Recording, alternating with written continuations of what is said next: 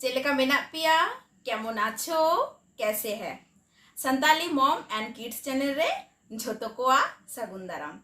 आज के आमी आबार चले एसेछि रान्नार एकटी नतुन भिडियो निये। आज के आमी रान्ना करब क्रिस्पी चिली बेबी कर्न।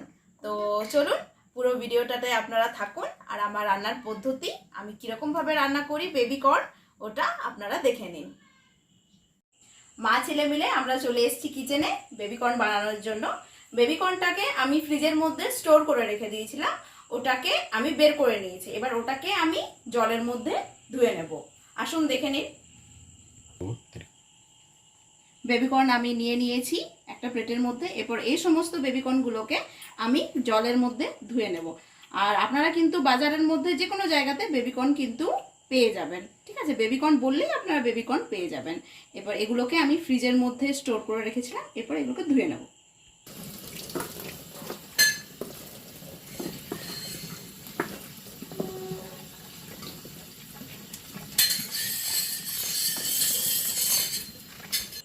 बेबी कर्न धुए निয়ে আমি চলে এসেছি।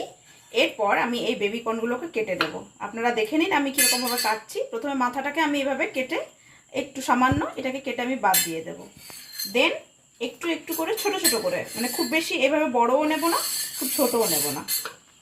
আচ্ছা, আরেক রকম করে আপনারা কাটতে পারেন। এই যেমন আমি এটা কাটলাম দু রকম করে। এবার আরেক রকম একটু লম্বা করে মাঝখান থেকে একবার চিড়ে দিলে এরকম ভাবেও অনেকে কাটে, তো এইভাবেও আপনারা কাটতে পারেন, ঠিক আছে? আমি নরমালি এভাবে কাটি। তো আমি যেভাবে কাটি আমি সেভাবেই আপনাদের বলে দিচ্ছি। এইভাবে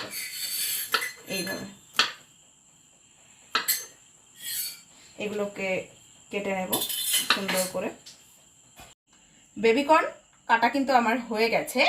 এবার বেবি কর্ন বানানোর জন্য আমার বেবি কর্ন ছাড়াও আর যা যা জিনিস লাগবে সেগুলো চলুন আমরা দেখে নিই। বেবি কর্ন ছাড়াও আমাদের লাগছে একটা ক্যাপসিকাম, একটা ছোট সাইজের পেঁয়াজ লাগবে, টমেটো সস, চিলি সস, সামান্য একটু ভিনিগার লাগবে আমাদের, আর যেটা মোস্ট ইম্পর্টেন্ট সেটা হলো আদা আর রসুন। এই সব ইনগ্রেডিয়েন্টস ছাড়াও আমার আর যা যা লাগছে সেগুলো হলো ময়দা আর কর্নফ্লাওয়ার। বেবি কর্নটাকে ক্রিস্পিনেস বানানোর জন্য আমাদের ময়দা আর কর্নফ্লাওয়ার এগুলোও কিন্তু ইম্পর্টেন্ট ইনগ্রেডিয়েন্টস। চলুন তাহলে এবার রান্নাটা স্টার্ট করি। কড়াইয়ের মধ্যে আমি জল নিয়ে নিয়েছি। এরপর এই জলটাকে আমরা একটু গরম করে নেব। এরপর এই জলের মধ্যে নুন দিয়ে দেব। এই গরম জলের মধ্যে আমরা বেবি কর্নগুলোকে দিয়ে দেব। বেবি কর্নগুলোকে একটু গরম জলের মধ্যে কিছুক্ষণ ফুটতে দিতে হবে। খুব বেশিক্ষণ নয়, মোটামুটি 5-6 মিনিট, 5-6 মিনিটের মতো ফুটতে দিলেই হয়ে যাবে। এগুলোকে হালকা হালকা করে বয়েল করে নিতে হবে।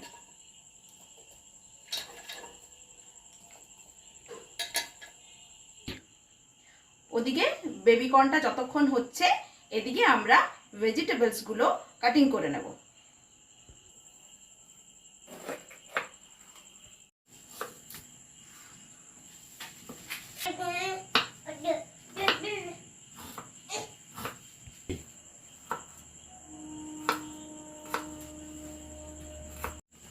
ভেজিটেবলসগুলো আমি চপ করে নিয়েছি।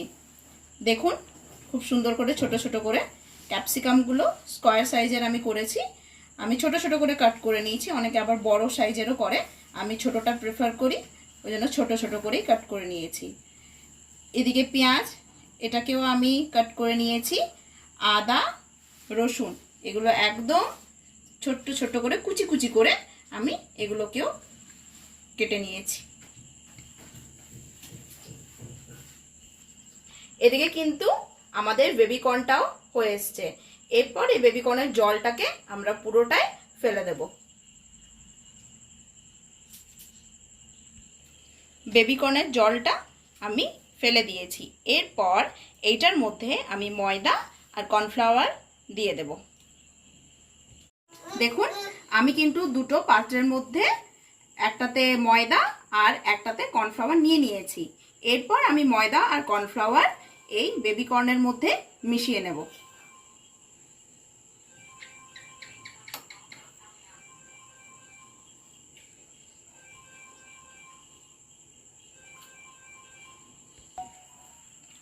আচ্ছা, এটার মধ্যে আমি আরেকটা কথা বলে দিই, যে পরিমাণ আমি কর্নফ্লাওয়ার নেব আমাকে কিন্তু ঠিক সেই পরিমাণ ময়দা নিতে হবে, ঠিক আছে? আমি এটাকে ভালোভাবে মাখিয়ে নেব।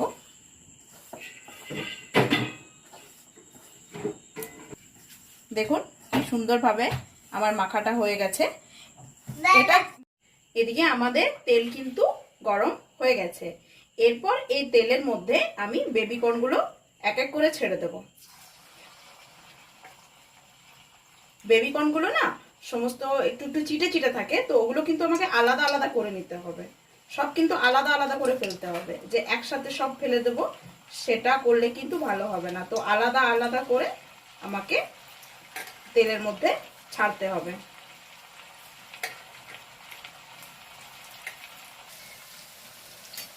আমি বেবি কর্নগুলো সব দিয়ে দিয়েছি। এরপরে এই বেবি কর্নগুলো কিন্তু আমাকে পুরো একদম ডিপ ফ্রাই করতে হবে, পুরো ব্রাউন করতে হবে।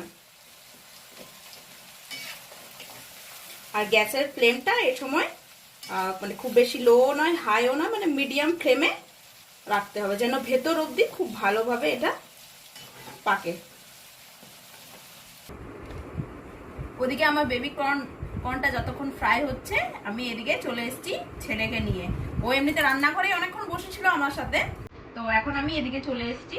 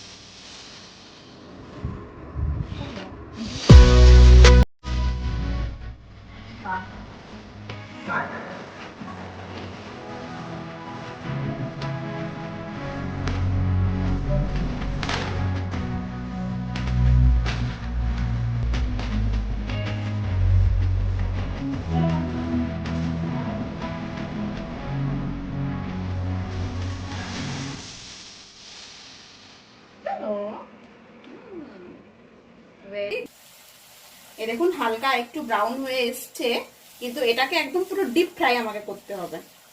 এটা আর একটু ফ্রাই হবে, এখনো এটা হওয়া বাকি আছে। বেবি কর্নগুলো কিন্তু আমার খুব সুন্দরভাবে ফ্রাই হয়ে গেছে। দেখুন একদম পুরো ব্রাউন, পুরো লালচে কালারটা চলে এসছে। এরপরে এটাকে আমি নামিয়ে নেব।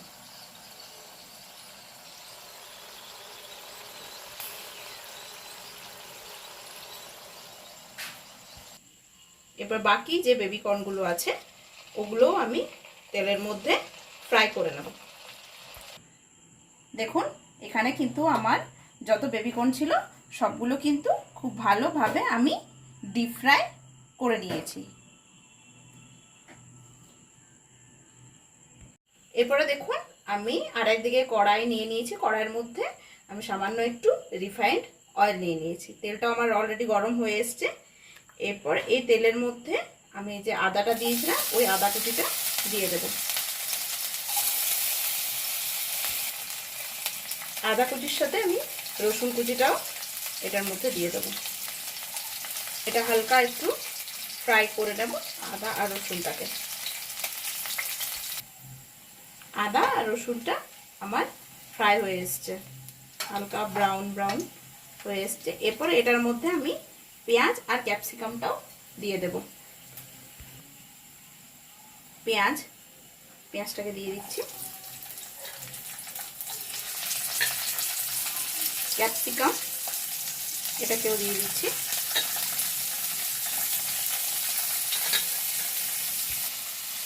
এরপর এটার মধ্যে সামান্য একটু নুন দিয়ে দেবো, একদম অল্প করে হালকা একটু নুন দিয়ে এবার এগুলোকে ভালো করে ঘেটে নেব।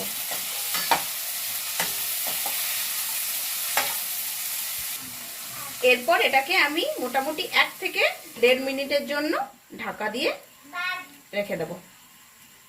আমি আপনাদের সাথে এই রান্না সংক্রান্ত একটা কথা শেয়ার করতে চাই। আমি আপনাদের যেমন বললাম কোটিং দেওয়ার সময় যে ময়দা আর কর্নফ্লাওয়ারের সাথে আপনারা কিন্তু চালের গুঁড়িও ইউজ করতে পারেন, ঠিক তেমনি ময়দা আর কর্নফ্লাওয়ারের সাথে কিন্তু আপনারা আদার যে পেস্ট হয় ওটাও কিন্তু আপনারা ইউজ করতে পারেন। আমি ইউজ করিনি, তার কারণ আমি যখন পরে ক্যাপসিকাম আর পেঁয়াজটাকে যখন ফ্রাই করছি তখন আমি একটু বেশি করেই আদা আর রসুনের যে কুচি হয়, আদা রসুনের কুচি আমি বেশি করে নিয়ে নিয়েছি, যেটার জন্য আমি কিন্তু তখন আদা পেস্ট আর আলাদা করে আর ইউজ করিনি। না হলে বেশি করে নিয়ে নিলে আদার যে একটা টেস্ট হয় ওটা একটু বেশি করে আসবে। তো ব্যালেন্স করার জন্য আমি পরের দিকে বেশি করে আদা কুচি আর রসুন কুচি ইউজ করে নিয়েছি। তো আপনারা চাইলে কিন্তু শুরুতেও একটু আদার পেস্ট ওটার মধ্যে মিশিয়ে দিতে পারেন, ঠিক আছে। দেখুন এগুলোও কিন্তু আমাদের খুব সুন্দরভাবে নরম হয়ে গেছে। এরপরে এটার মধ্যে আমরা এক এক করে সসগুলো দিয়ে দেব। এরপর এটার মধ্যে আমি দিয়ে দেব টমেটো সস।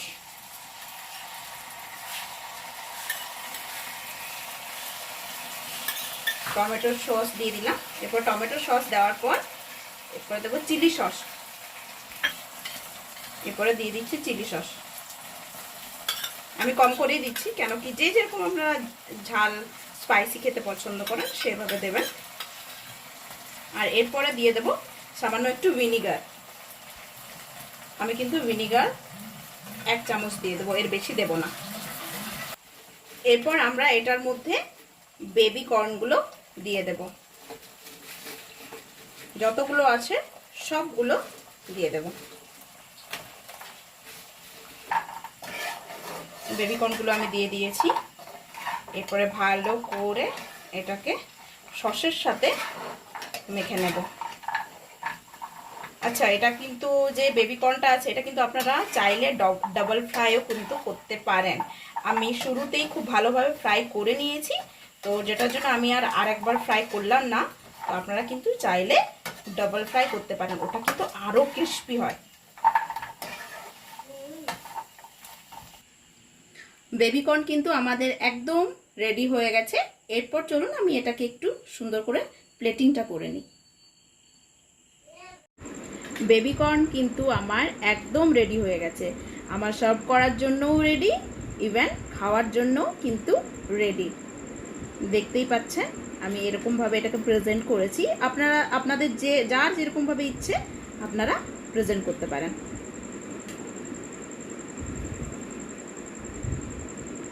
চলুন এবার তাহলে আমি আপনাদের টেস্ট করে বলছি কেমন হয়েছে খেতে।